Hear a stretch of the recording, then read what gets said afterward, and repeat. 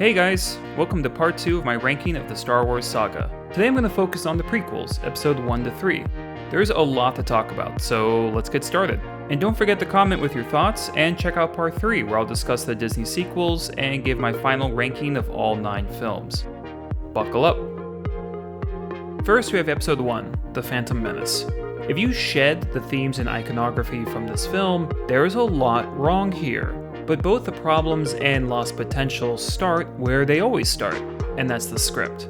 Lucas is a visual brainstormer, and as any writer will point out, coming up with ideas and stringing them together into a story are worlds apart. I never got a sense that a story was being told at all. Sure, there's a plot in the sense that characters hop planets and fight baddies, and there's a downright illogical evil scheme going on that the infamous Plinkett review covers in more detail, but there's nothing substantial connecting the dots. There's no flavor, nothing is shot with any style, no chemistry exists between characters, there are no interesting conversations, and outside the action scenes, there's absolutely zero urgency. Either choice presents great danger to us all. We are brave, Your Highness. I was not elected to watch my people suffer and die while you discuss this invasion in a committee. What people? Where are the people of Naboo? This is the main thrust of the story. This is the ticking clock, what motivates our characters. How can we hate the villains if you won't show the people being persecuted? What should I hate? Darth Maul isn't really utilized until the end, these badass beetles are hardly used, so what are we left with? Walking breadsticks, a politician, some boring spaceships, and a couple Asian stereotypes. Time for you to sign the treaty and end this pointless debate in the Senate. Fantastic. Stand up, let's go. Wait, hold on, what the hell was that? Okay. Do they have super speed? I don't remember them having super speed. They never use it again. Ugh, it just looks so bad. Maybe even worse than the Flash's running in Justice League. Maybe. Not to say nothing works. I like almost everything about the pod race. The light beams that connect the front of the pods is a neat little visual. The lack of music for most of the race leaves the rough motors of the pods the chance to take over the sound.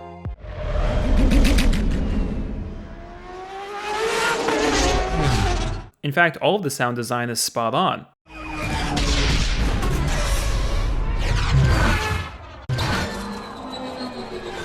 The film becomes so sterile later on, but here we at least get some grit. The loose way they move and their engines hit home that these are junkyard ships, created by hand from various scraps. Sure, the physical comedy is pointless, the commentary is obnoxious, and the other child actors are very clearly not actors, but this is without a doubt the best set piece in the film. Looking back, I appreciate how episode 1 has more restrained CGI than 2 and 3. Models, a windswept duel, less reliance on just throwing objects in the background for no reason. Liam Neeson at least tries. I like this quick assault outside the Palace of Naboo because it's messy and chaotic. But the line delivery. Oh my god, the line delivery. I fear by the time you have control of the bureaucrats, Senator, there'll be nothing left of our people, our way of life. It overshadows every scene like a damp blanket. Sandstorms are very, very dangerous. Let's discuss Anakin. My name is Anakin.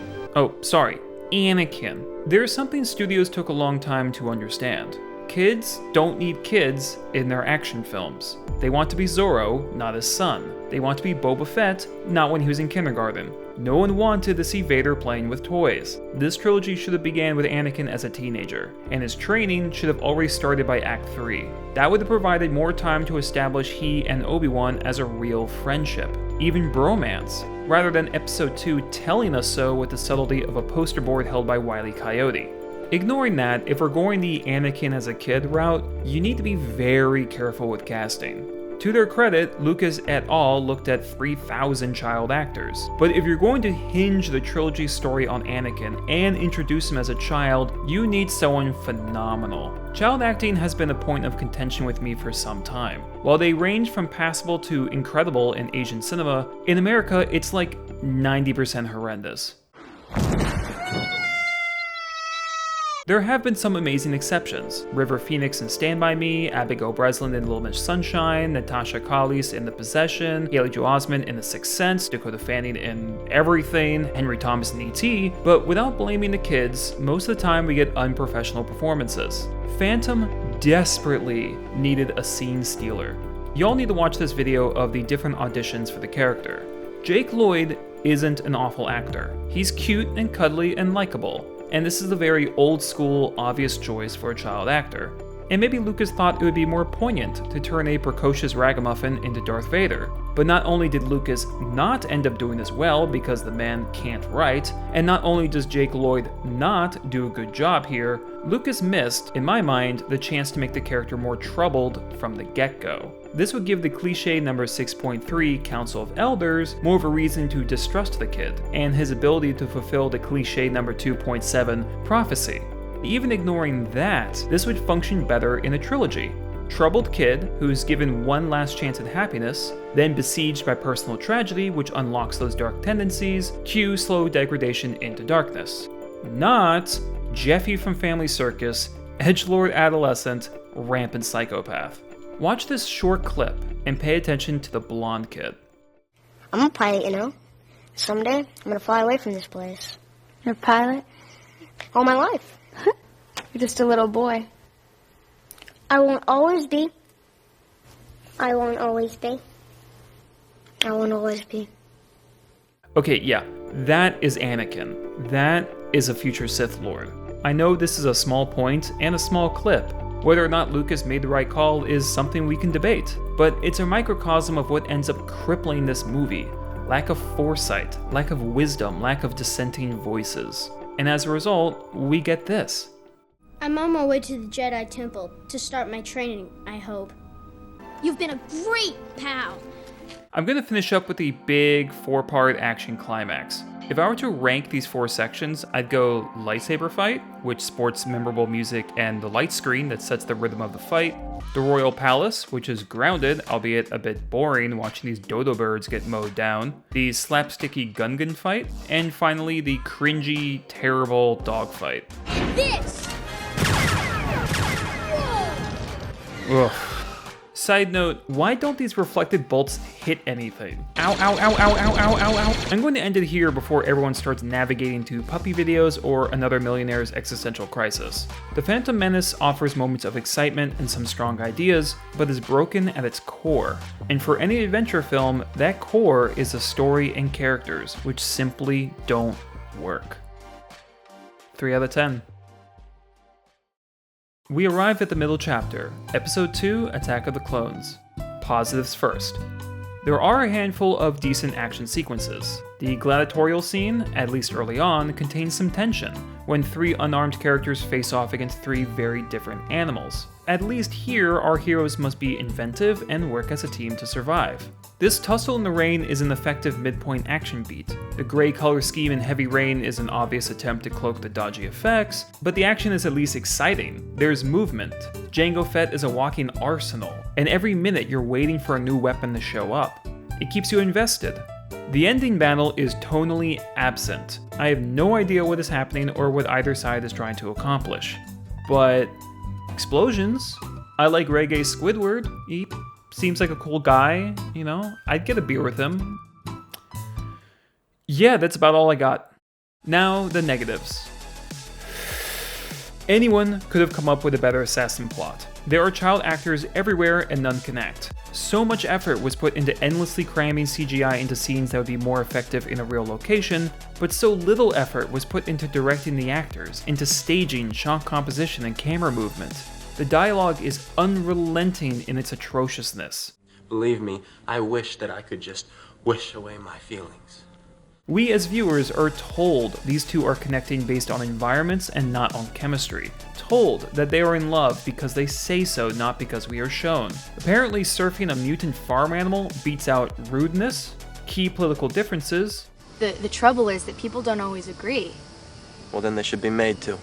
Mass murder of women and children, and the pedo stare. Ugh.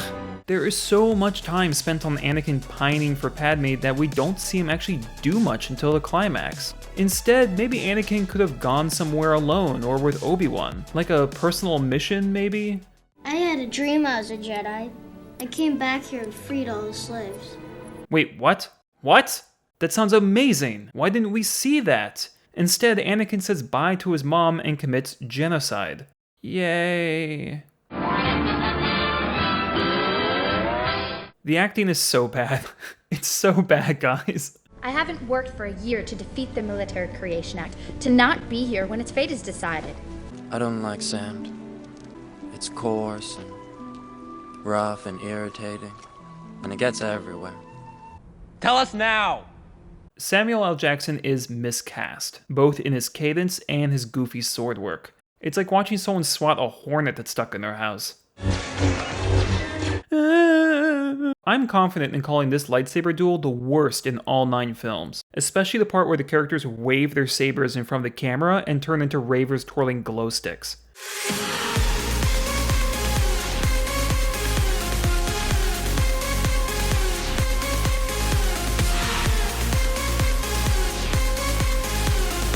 Many aspects of this movie are shockingly amateur and childish for such a big budget sequel, like the out-of-place 50s diner, the spontaneous Frogger game, the lackluster music, and Yoda's baffling gymnastics tryout. The attempts at drama gave me Twilight PTSD. Not to say these sagas are related in any way, but it's that telltale writing you see in fan fiction. The rushed kind of writing that spells everything out for the audience, without subtlety or decent exchanges, and expects us to fall in love with the characters because the writer did. Every writer has written stuff like this. But then we become adults. We work on our craft and improve.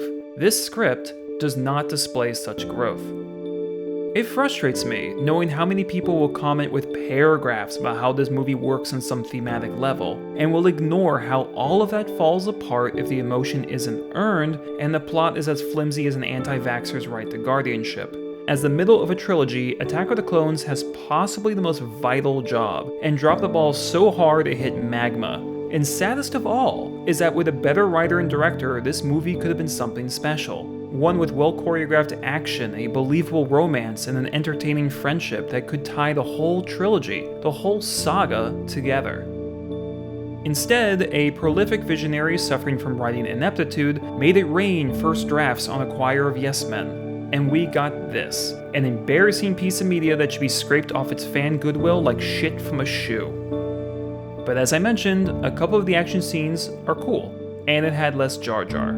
So, 2 out of 10. We've arrived. Episode 3, Revenge of the Sith. I'd like to start by pointing out something that really brings this film down. Something a bit harder to detect than an unequivocally bad line reading.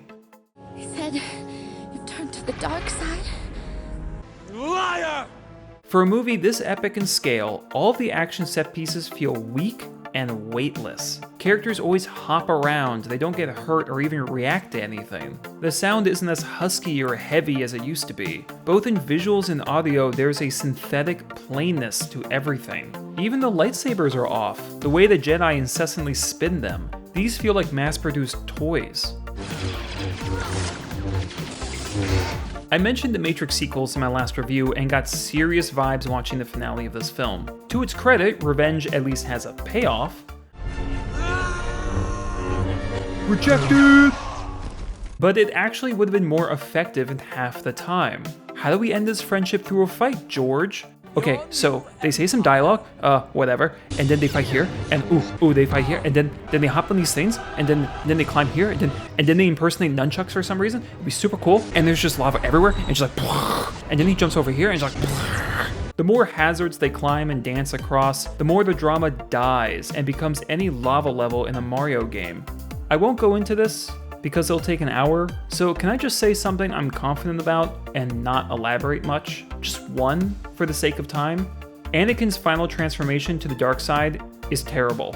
It takes literally seconds, and he does it based on, at best, a vague promise. I have the power to save the one you love! Lucas loves to tell rather than show with his dialogue. Well, you owe me one, and not for saving your skin for the 10th time.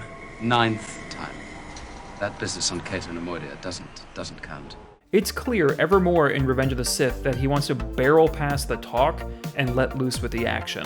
We should enjoy both, not do the old skip to get to the fun parts.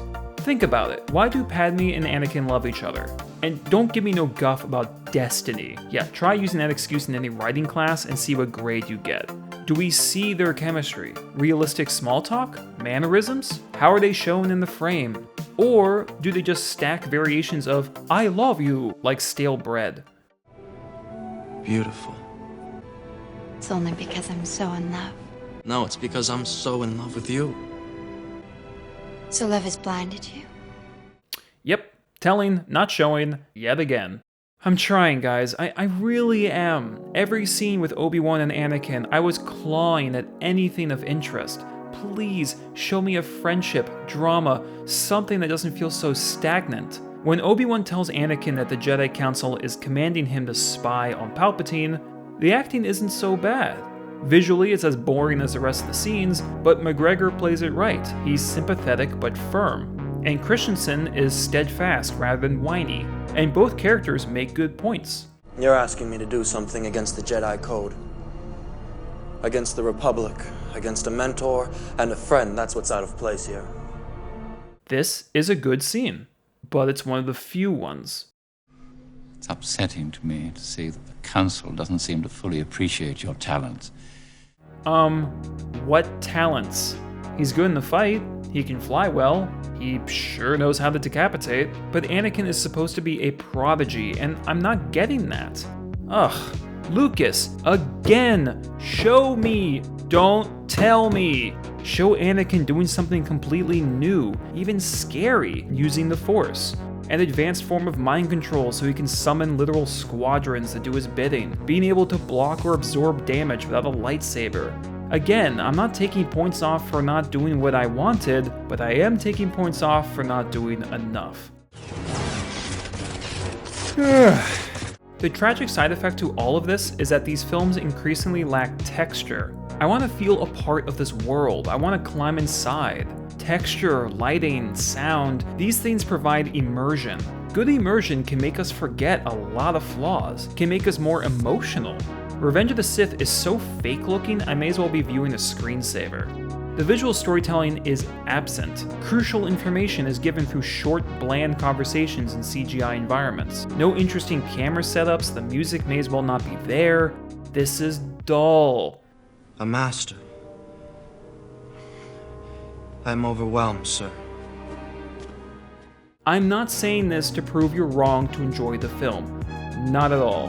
What I am saying is that because the film tells so much without showing, and because it tells in such an obvious, lifeless, and oftentimes amateur manner, the drama on screen isn't dramatic. 3 out of 10. Well, that's my review of the Star Wars prequels. If you lasted through all of this, I won't be mad if you scream at me in the comments because honestly, I'm just happy you listened to everything I had to say. Subscribe, comment below, share the video, and find me on Letterboxd. Stay tuned for part 3 where I'll critique the Disney sequels and give my big, ultimate, final ranking of the Star Wars saga. See you then.